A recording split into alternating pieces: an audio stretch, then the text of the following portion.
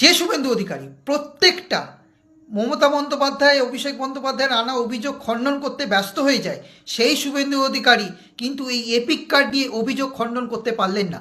মমতা বন্দ্যোপাধ্যায় গতকাল নেতাজি ইন্ডোরে দাঁড়িয়ে যে কথাটি বলেছেন, যে এপিক কার্ডের উদাহরণ দিয়ে, যে একই এপিক কার্ড নাম্বার দিয়ে দুটো নামে ভোটার আইডি বেরিয়েছে, সেই অভিযোগটা তুলেছে, প্রমাণ দেখিয়েছেন, সেই অভিযোগটা কিন্তু শুভেন্দু অধিকারী খণ্ডন করলেন না। তিনি নির্বাচন কমিশনারের কাছে গেলেন, অভিযোগ করলেন মমতা বন্দ্যোপাধ্যায় এখতিয়ারভূত কথা বলছেন, এআরও ডিএমদের ভয় দেখাচ্ছেন, কিন্তু একবারও সাংবাদিকদের বলতে শোনা গেল না যে গতকাল যে এপিক কার্ড নিয়ে কথাটা বলেছেন মমতা বন্দ্যোপাধ্যায় সেটা মিথ্যে। তাহলে আমরা ধরে নিতে পারি এটা বিজেপির চক্রান্ত ছিল। আসলে বিজেপি খুব সহজে ভোটে জিতছে।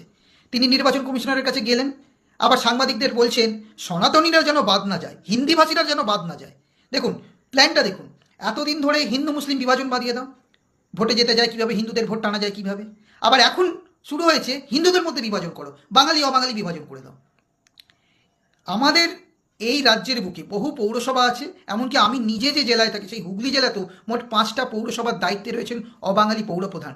তৃণমূল কংগ্রেসের কর্মীরা সেই অবাঙালি পৌরপ্রধানের নেতৃত্বেই কিন্তু ওই এলাকায় লড়াই করেন, তৃণমূল কংগ্রেসের হয়ে কথা বলেন। অতএব এখানে বাঙালি অবাঙালি হিন্দু মুসলিম বিভাজন করে ভোটে জেতা যাবে না।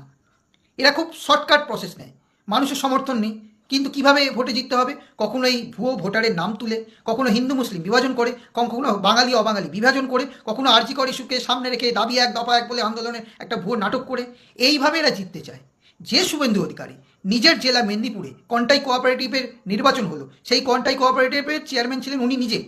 সেই শুভেন্দু অধিকারীর গড়ে কন্টাই কোঅপারেটিভের ইলেকশনে সিআইএসএফ সেন্ট্রাল ফোর্স দিয়ে ভোট হয়েছে, তৃণমূল কংগ্রেস জিতেছে, বিপুল ভোটে জয়যুক্ত হয়েছেন।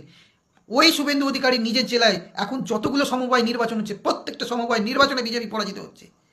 যে নিজের জেলা সামলাতে পারে না সে মমতা বন্দ্যোপাধ্যায়কে হারাবে, সে বাংলা দখল করার স্বপ্ন দেখছে।